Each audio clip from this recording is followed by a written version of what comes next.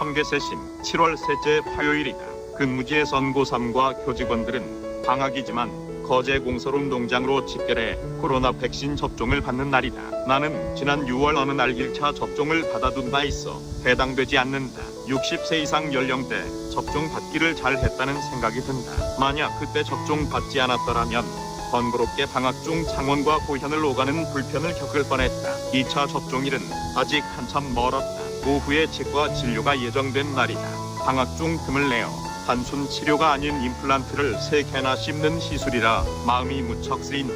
아침나절은 여느 날과 다름없이 산행을 나섰다. 한낮에 폭염이 시작되기 전 이른 새벽녘 길을 나섰다. 아침 5시 아파트 단지를 벗어나 대촌 삼거리로 나갔다. 가로등이 아직 켜진 미명의 창원대학 앞으로 나가 도청비를 돌아 창원중앙역으로 향해 갔다. 용추곡의 너머로 공이 트는 기운으로 하늘에는 구름이 붉은색으로 물들었다.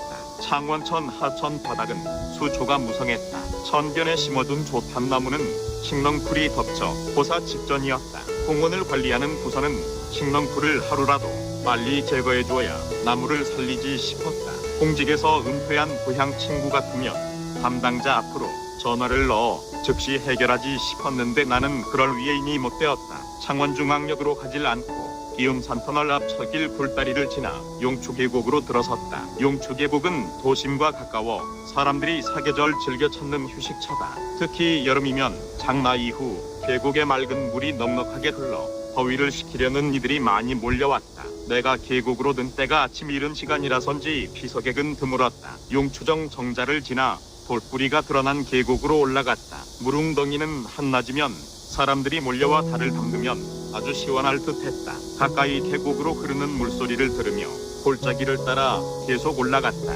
가을이면 선홍색 꽃을 피우는 야생화인 물봉선은 잎줄기를 한창 굴려갔다. 허단에서 가꾸는 봉숭아 사촌쯤 되는 물봉선은 응달 물가를 좋아하는 습성이 있다. 용추계곡은 물봉선 군락지인데 사람들 발길에 밟혀 개체가 점차 줄어든다. 출렁다리를 건너 우곡사 갈림길에서 포곡정 방향으로 올라갔다. 포곡정은 신례산성 성내 세워둔 정자다. 너럭바위를 지날 즈음 석간수 틈 사이 자라는 노르고줌이 엷은 분홍색 꽃을 피워 있었다. 노르고줌은 산미나리처럼 생겼는데 봄날에 여린 잎줄기는 산나물이다. 여름이면 야생화는 흉년기에 들어 꽃을 보기 쉽지 않는데 물봉선처럼 응달 습지를 좋아하는 노르고줌은 예외였다. 길서태는 맹문동이 보라색 꽃을 피우기 시작했다. 쉼터를 지난 이 바위에 이끼처럼 붙어 자란 바위채 송화가 꽃을 피웠다.